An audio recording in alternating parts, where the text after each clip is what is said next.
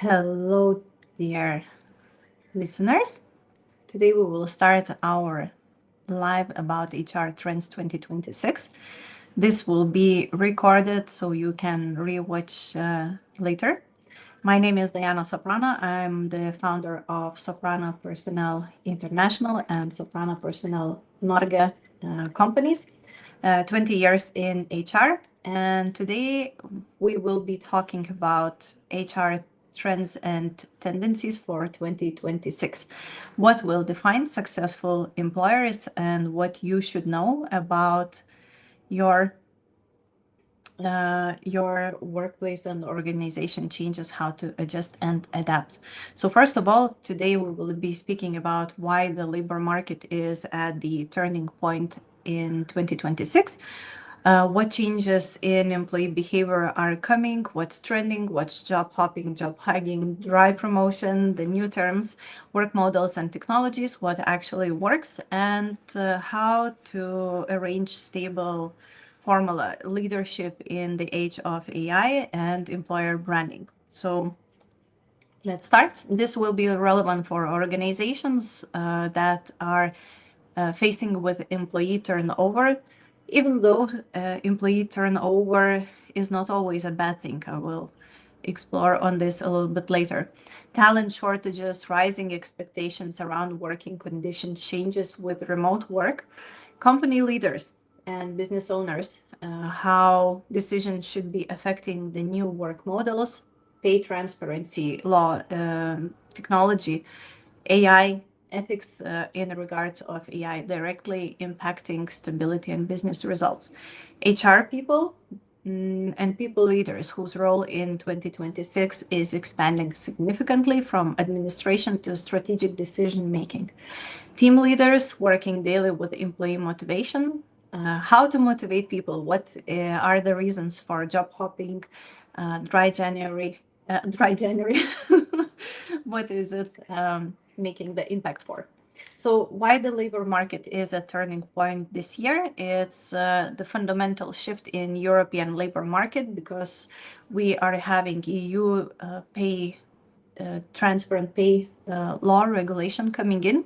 It has been for a while already, but we have new regulations that we need to implement, especially bigger organizations.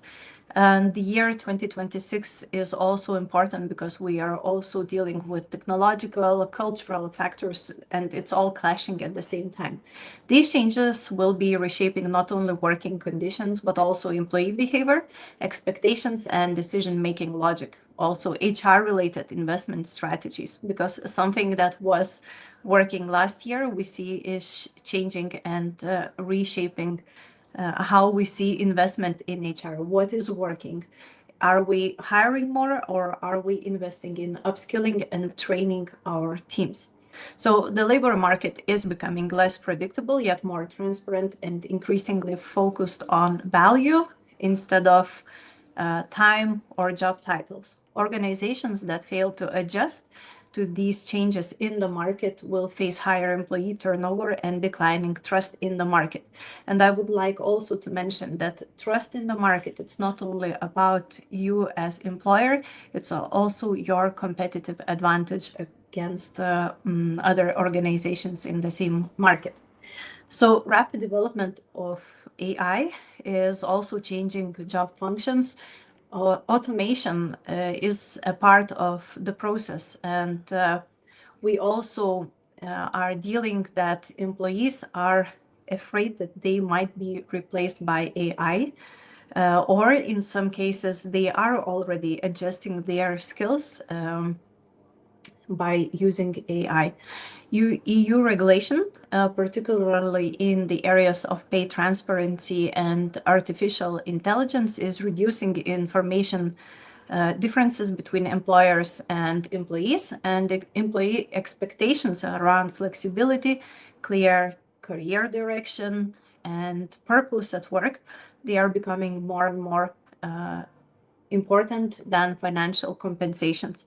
So people are trying to find the jobs that are helping to make sense in their lives, to make a change as well.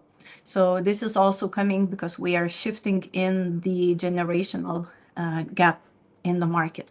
So why these changes are stronger than before?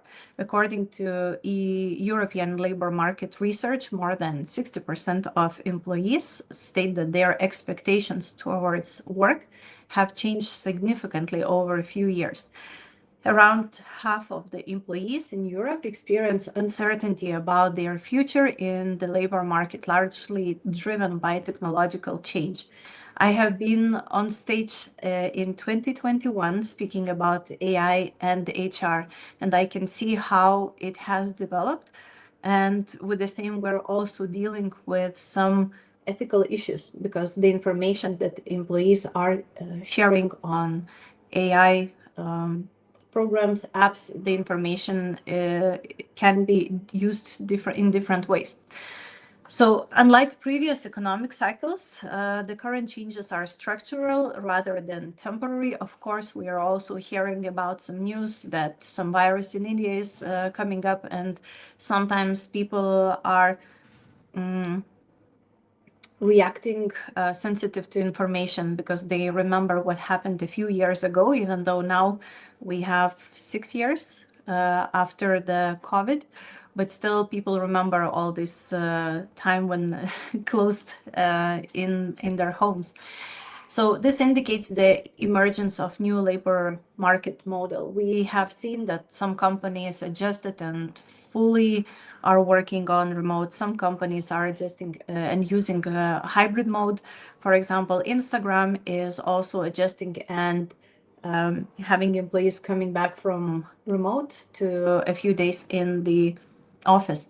And it is affecting the culture because if everybody is working separately, it's not a team anymore. It's more as a group of individuals working remotely. So HR function is getting more strategic.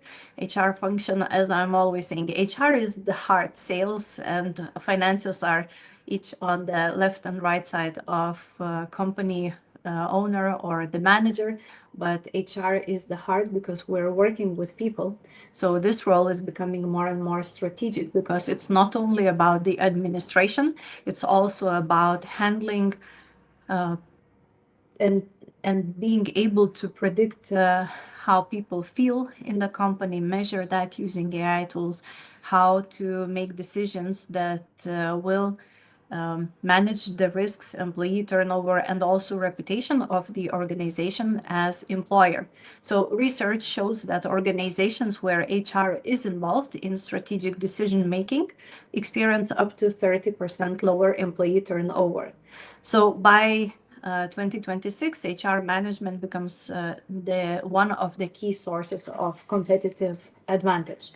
So why is it important? Changes in labor market directly affect organizations' ability to attract and retain talent in the long term, as it is employer branding. So what changes in employee behavior are coming and what work models and technologies are prevailing? So first of all, employee behavior in the labor market. The decisions are increasingly driven not only by financial motivation, but also by the sense of security, clarity, growth opportunities. What is the future? What is the purpose? What is the meaning in the organization? What change are we doing? Earlier, we were saying that employer branding is starting from the top. Now I would like to say that employer branding, first of all, starts from the bottom of the organization and going up, of course. It's not only that only the manager is ambassador. It's every team member is advocate of their organization. The future, uncertainty, technological change, more transparent labor market, they are shaping the new patterns of behavior. And we see 3 trends that are coming or establishing themselves. Some is new. So 3 trends that are coming, and we have been observing them already in the USA. So here they are: job hopping, changing the jobs, from one to another: job hugging and drive promotion. So these trends are from the same reality, but results in different employee choices and, of course, different outcomes for the organization. So drive promotion, it is a form of career progression where responsibilities and expectations increase, but compensation, the pay, authority, or real growth does not. So sometimes they are saying that it's like more on paper. Often positioned as a strategic development opportunity, drive promotion becomes controversial because on one hand, employees, they are asked to do more without receiving proportional value in return, which for organizations can be a cost-efficient solution. And for employees, sometimes it can create an illusion of growth. But on the other hand, it is also a possibility for employees who are taking it to increase and better up their CVs. So it's pros and cons of this trend. Job hopping is increasingly becoming a strategic decision rather than impulsive reaction to dissatisfaction. The new EU Pay Transparency Directive reduces information gaps and enables employees to compare opportunities in the labor market more easily. It's this new law is making or allowing people to compare the pay gap between women and men, and also to compare people who are working, the salary of people who are working in the same job position in different departments, in different branches of the company. So people will be they will get access to this information. They will be getting access to this information in much easier way. Of course, there is another issue that companies are raising awareness about. For example, the company is in one country and the branch of the company is in another. So people basically do the same job, but they are paid maybe differently. How will this affect and what will be the solution here?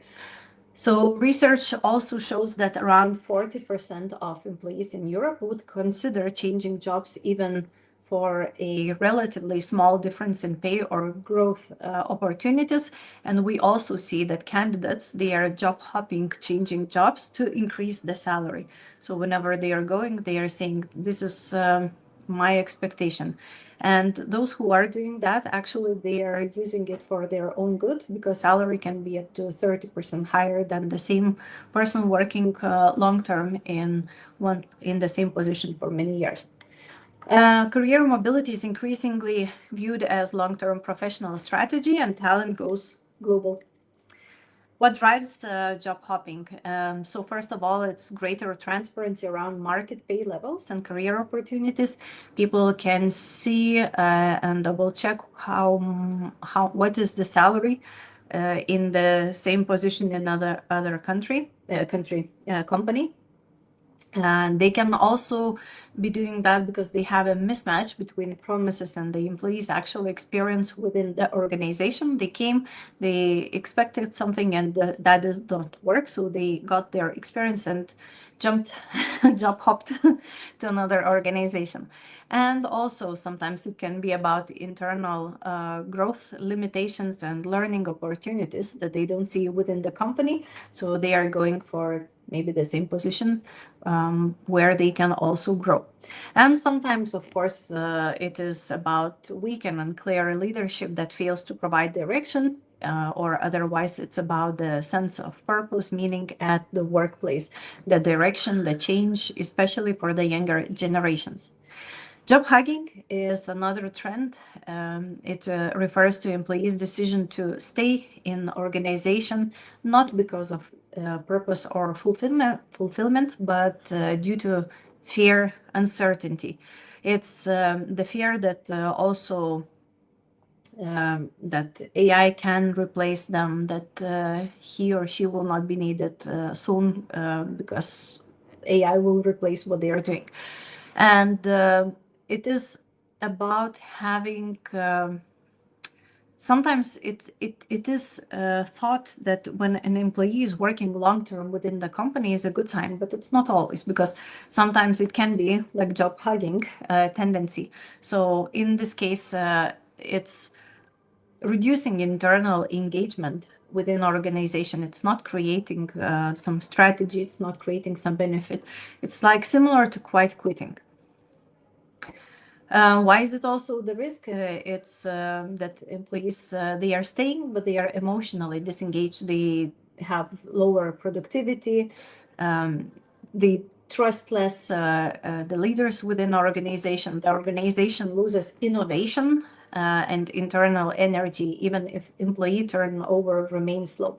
So this is, I think, the most dangerous out of these three trends and tendencies in the market, because this trend, job hugging, is kind of masked. It's more difficult to identify it, but once you identify it, you can make the changes and talk it over and adjust some changes, and we can talk about this later, how to change it. So to summarize about these three trends, job hopping is searching for clarity and value in the market, changing to increase the salary. Job hugging, it's about the fear and lack of internal security and staying in the organization, embracing it as it is, but without giving and putting more effort. Drive promotion, it's a gap between growth and real value. On one hand, some team members, they are using it because it can look better in their CV. So, but it's like very tricky. So the question for employees, it always remains the same. Does the organization provide direction, clarity, confidence? Do you feel the purpose in what you do and why you do it? So work models as a strategic decision. By this year, the choice of work model becomes more a strategic decision. Organizations that adjust to the changes, either it's remote, hybrid workplaces for the working week, they are winning over the talent, and they are more attractive in the market. Hybrid and remote work in Europe are now considered as norm rather than additional benefit for employees, even though, again, it's cultural. It is a lot related to trusting the team members from the leadership position, that they will be doing what they are supposed to do outside from the office.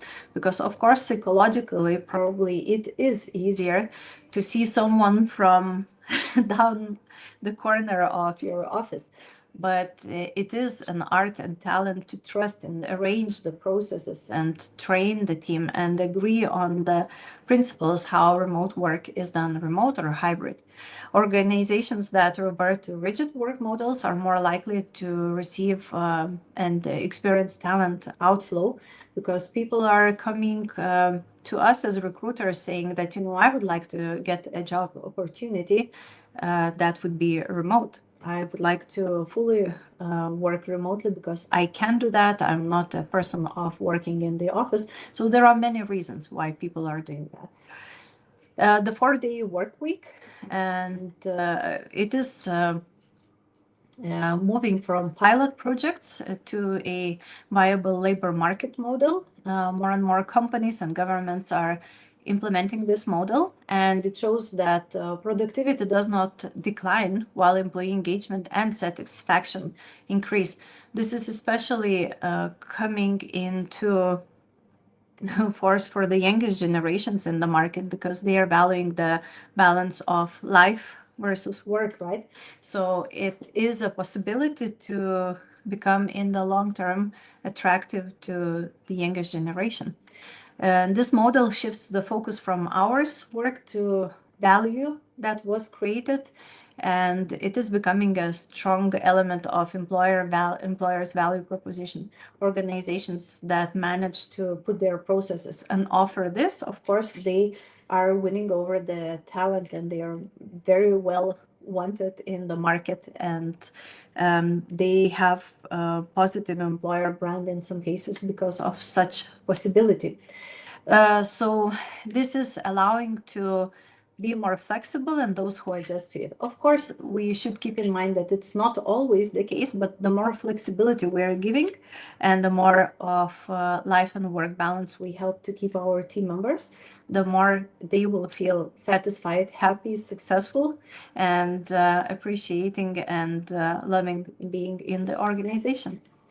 So AI in 2026, as I mentioned before, in 2021, I was on stage talking about AI in HR. So it seems like we have a progress in certain functions where we can automate the task, we can increase and make things smoother for candidates, for employees. We can measure and predict turnover risks, assess engagement and workforce needs. We can also base our decisions. We can identify the issues faster and make more accurate decisions. And it is redefining the HR role because it's not only administrative, it's from process execution to decision architecture. And I'm saying that nowadays HR people need to also adjust, upskill, and level up to adjust to the market needs and changing strategy of HR. Why does AI not work without humans? Luckily, I think in some cases we would like to automate the processes and make everything without human error in some cases, but that is not always the case because AI will, so far, not replace emotions that as humans we can feel when we're interacting with online customer support and sales in some positions, right? So now what we are dealing with, instead of also talking how we can use AI for the processes, automation, but we are also speaking about the ethics. And the EU Artificial Intelligence Act, it requires human oversight and decision explainability for high-risk AI systems. We also need to train our teams what information they can give to AI solutions, what is oversharing, which information is private, and so on, how to use AI safely. However, some people, or half of the labor market in Europe, according to the research, are concerned that AI may reduce their value in the labor market. On one hand, that they will be replaced by AI. On the other hand, is that if they need to use AI, they don't have skills. They are maybe not adjusting that enough, especially the oldest generations. They are scared of this and they are feeling huge stress over that. So the human first principle allows AI to create value only when human judgment and connection remain present at critical decision points. We also need to keep in mind what, again, ethically and withholding information confidentiality we can be sharing as team with AI solutions. So leadership, of course, it's a lot of people who are leaving. They are saying that they are leaving because of managers rather the organization itself.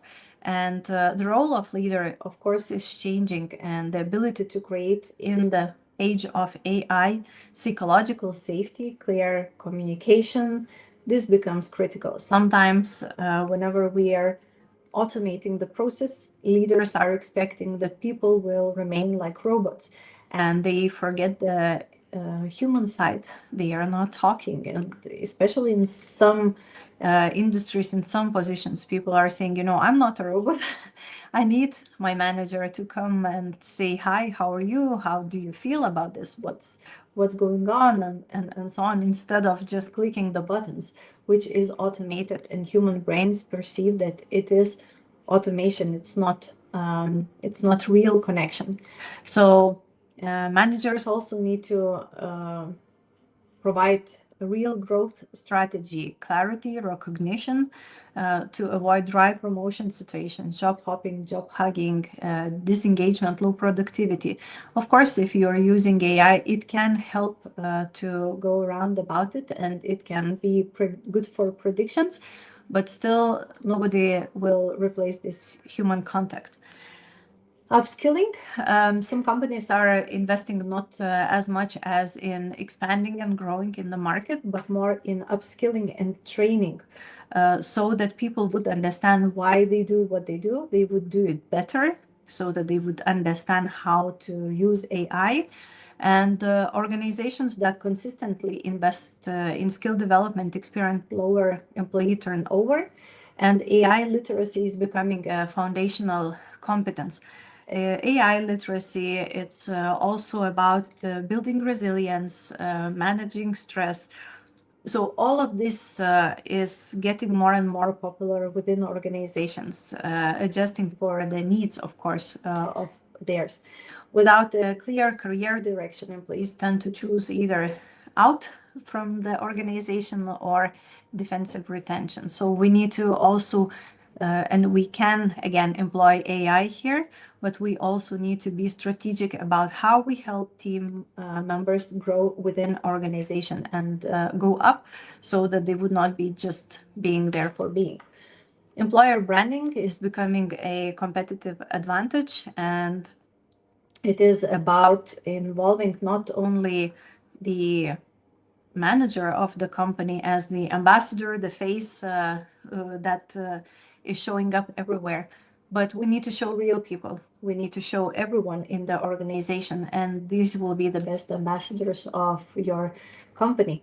So more than 75% of candidates assessed an employer's reputation and real employee experience before accepting a job offer. If you go on social media of the company, whenever a candidate sees only managers, post positions, PR, so and they see another organization social media with their team members doing some activities, making something meaningful, purpose, of course, they will be choosing the latter, because it is about joining the team that is real, following their values, finding the meaning and purpose within organization that matches the candidates or employees' values. A strong employer brand reduces employee turnover and decreases trust in the organization. That comes also when clients are choosing the partners with whom to work with. So by 2026, employer branding is no longer a communication issue. It is more shaped by everyday decisions, culture, and leadership behavior. Organizations that build a clear, consistent employer branding become a counterbalance to an unstable labor market.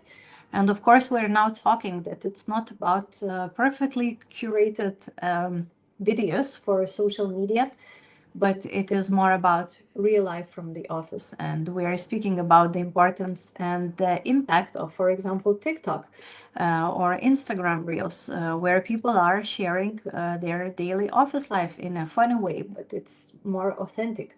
So keep that in mind whenever you're considering some options. So to summarize, what does this mean for organizations this year about the changes? So 2026 labor market requires a systematic approach to people, technology, culture, not isolated solutions. It is mixed. Every solution is important, and it should be considered strategically to engage all of them. Employee behavior becomes a reflection of organization's maturity rather than individual issue. So we are speaking about organization as the whole of people. Practices such as drive promotion highlight the risk of focusing on formal growth without delivering real value, clarity, and trust. So people who are using drive promotion might use it for their own benefit, but in the long term, it has more negative sides than positive, both for organization and person. Technology, transparency, flexibility, create value only when they are supported from the leadership as well. Organizations that manage to balance innovation with human connection remain attractive to talent. We should not forget that AI will not be able to replace, and sometimes people are saying that it's too much of AI rather than real feedback, a real sense of being cared for by their own managers. Clarity and transparency reduce fear, but not control. Flexible work models are effective only when supported by clear expectations. Companies that will adjust in the market to flexible work models, remote, hybrid, or 4 days working week, they will win over the talent, those especially for the global talent. AI strengthens HR decision. It can be useful for decision making, but does not replace human accountability again. And job hopping, job hugging, dry promotion, they are signals that organizations must address strategically. So these are really clear signals that something is not working, something needs to be changed, especially job hopping, job hugging. I would say that ask your team members, why is it, why do you feel like that, what can change, what are your expectations. Always ask for the feedback, and when you're asking rather than keeping silent, then it is where the magic happens. The future of work starts with trust. Again, like everywhere, I keep saying that HR is just human psychology. We are talking, it's about the context in organizations, but it is all the same because behind every role, there is a human. So whenever we are talking about the organizations, keep in mind that it's the same like in personal life. And today I want to also share something new. We have a new book. Here I have the orange one, but on Amazon you can scan the code and get the blue one. So feel free to sign up if you are implementing the hybrid or remote work models. We provide training for this as well. And I would also like to invite to our workshop that will take place online in 1 month. About 1 month. It's employer branding in the age of AI. We will be talking about why traditional employer models no longer work, what employees truly expect, key pillars for a strong and credible employer brand, how leadership, behavior, culture, employee experience shape reputation, how AI and data-driven solutions can help with that, what does the EU Pay Transparency Directive mean for employers in practice, and how to prepare without losing authenticity and human connection for the next year. So you will find the code here, and you can also find it on our social media events. So feel free to download our employer branding template, and feel free to connect. Feel free to discuss what is on your mind about the trends that are happening in the market. And thank you for being here. We see us next time.